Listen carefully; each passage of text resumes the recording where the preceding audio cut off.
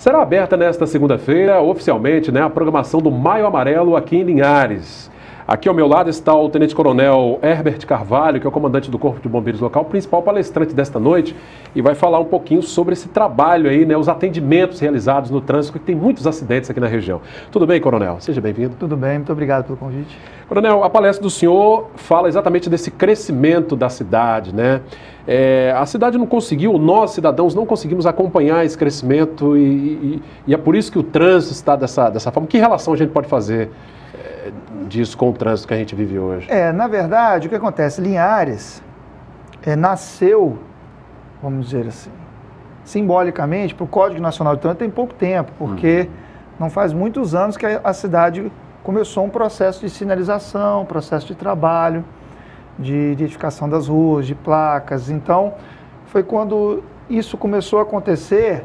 De lá para cá, eu já imaginava que, com o tempo, a tendência do aumento iria diminuir, exatamente porque a economia ela vai mais rápido que a cultura.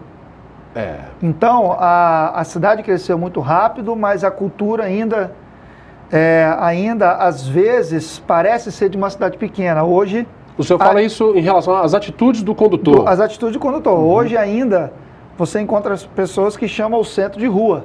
Eu vou lá na rua.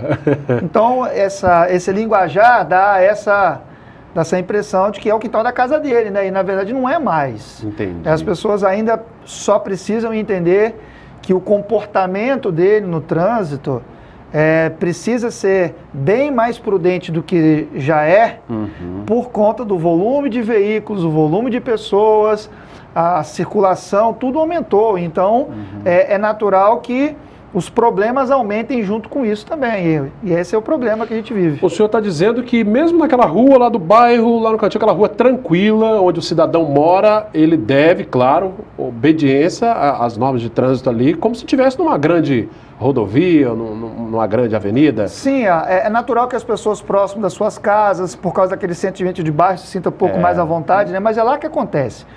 86% das minhas ocorrências são nos bairros. As pessoas pensam que a BR é o meu problema, mas a BR não é um problema. A gente tem essa ideia de que é a BR-101, mas não é isso. Não, eu tenho um volume muito baixo de ocorrências na BR. As minhas ocorrências predominantemente são em bairros, então é nos bairros que esse problema acontece. É exatamente quando a pessoa relaxa. Está mais tranquila? Passa pelo cruzamento, não leva em consideração aqueles critérios, de dar preferência para quem vem da direita. Então, são todos esses cuidados de direção defensiva que as pessoas negligenciam por se sentirem muito à vontade ali no ambiente onde estão, Mas essa realidade já mudou, ela não vai mudar nada, ela já mudou, as pessoas só precisam se atentar para isso. Pois é, Coronel, qual a demanda hoje, na média, que a gente tem aqui em Linhares desses acidentes? O senhor falou a maioria nos bairros, Sim. Qual o bairro com maior número de acidentes e qual a demanda que os bombeiros atendem hoje? Nós, nos últimos 10 anos, nós saltamos de uma média de 5 ocorrências por dia para mais de 10. Então a gente de acidentes de trânsito, especificamente.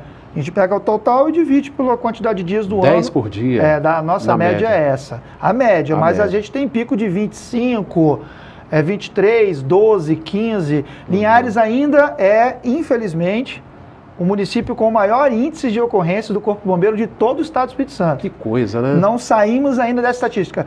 Estabilizamos um pouco. Quem for hoje na palestra vai ver alguns desses dados lá, para você ver que há uma tendência de estabilização, mas ainda continuamos como município com o maior volume de ocorrências de bombeiro no estado. Muito se fala que Linhares foi uma cidade planejada pelas suas ruas largas, a cidade tem uma topografia também que ajuda. O senhor acha que isso também influencia o exagero do motorista em acelerar?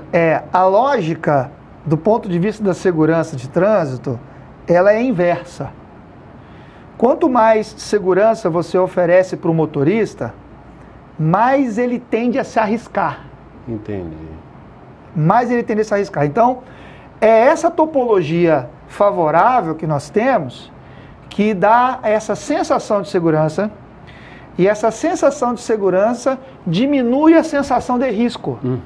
Aí a pessoa anda mais desapercebida, passa num cruzamento enorme, com ruas largas, acha que vai safar. E principalmente motociclistas. Os motociclistas ainda representam 60% de tudo que eu atendo nas minhas ocorrências. 60%? É muito alto, né? Os motociclistas, eles são os mais vulneráveis, claro, certo? E os que se comportam com menos cuidado. Na verdade, você percebe pelas atitudes deles que essa mobilidade que a moto dá faz com que ele se sinta mais à vontade de ser um pouco mais ousado. E eles se sentem um pouco vítimas do processo, mas ao mesmo tempo eles também, por causa do comportamento, às vezes contribuem com isso, porque você entenda, nós que somos motoristas normais, morremos de medo de bater o carro. A gente sempre dirige com medo de bater em alguém ou em alguma coisa.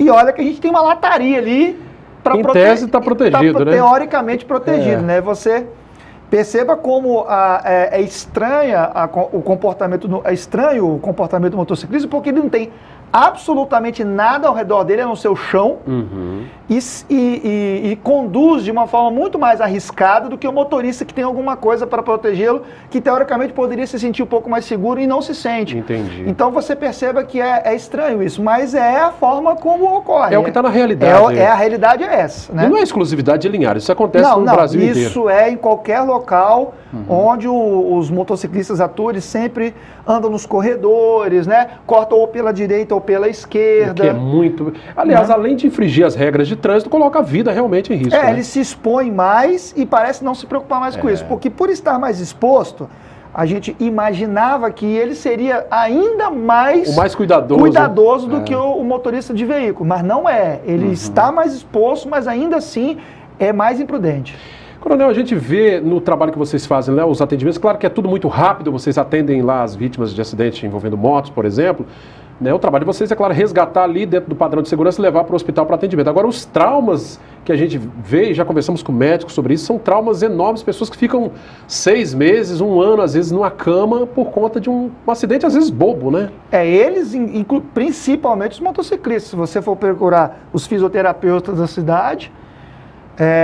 eles agradecem aos motociclistas, porque... Trabalho é o que não falta. Trabalho preso é o que não falta. Fisioterapia de pé e joelho o tempo todo, né? Sem contar as amputações que ocorrem muito, aumentou. Os mais graves. Eu também tenho dados sobre custos disso, né? Os custos de despesas. Nós temos... uma cadeia de problemas que nós temos aí, né? Porque a pessoa, quando ela se envolve em qualquer tipo de acidente, olha a dinâmica. Ela tem prioridade no atendimento lá. Claro. No hospital. Vamos supor que você tivesse uma cirurgia de pâncreas agendada para hoje. Tem 5 leitos disponíveis para cirurgia. Estou lá esperando. Você está lá esperando, você pode aguardar. Teoricamente, o acidentado não.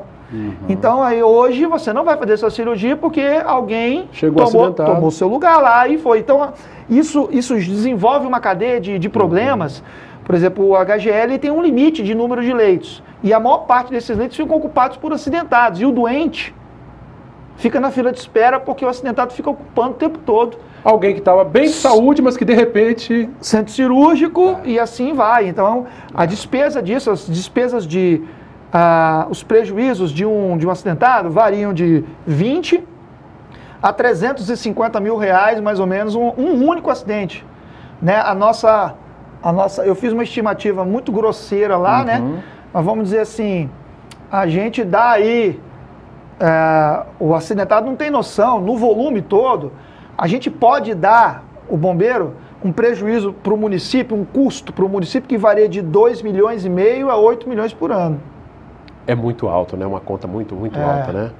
E imagino que esse custo pode ser até muito maior. Se você considerar centro cirúrgico, tempo de internação, remédio, é muita coisa. Não é só o tempo que o cara lá, não é só o atendimento que o médico dá. Se você for considerar fazer essa soma toda, o custo é absurdo. Sem contar o pós-acidente, vem o período de recuperação. Aí ele volta para lá, para o hospital, tem a recuperação, tem remédio, Alguns não ficam... tem dinheiro, vai para a farmácia cidadã, pega lá. O custo é absurdo. Se o cidadão, o condutor, for pensar bem, ele teria um pouco mais de prudência, né? Imagino que se ele fizesse essa conta, ele pensaria duas vezes. Pensando nele mesmo, pensando no custo que isso significa para o município aqui. Infelizmente, o nosso município, o principal hospital é municipal. Eu acho isso um peso enorme para o município. Já tem uma demanda enorme aí. Isso é um peso enorme. Isso quando não resulta em morte, o que realmente é mais grave. Coronel, então a sua palestra, abrindo os trabalhos dessa semana aí, ou desse mês do Maio Amarelo. Claro, a conscientização ela também é muito importante, mas as pessoas precisam mudar mesmo de atitude, né? Não tem outra saída. O recado para quem está assistindo essa entrevista é esse: nada vai mudar se o seu comportamento não mudar.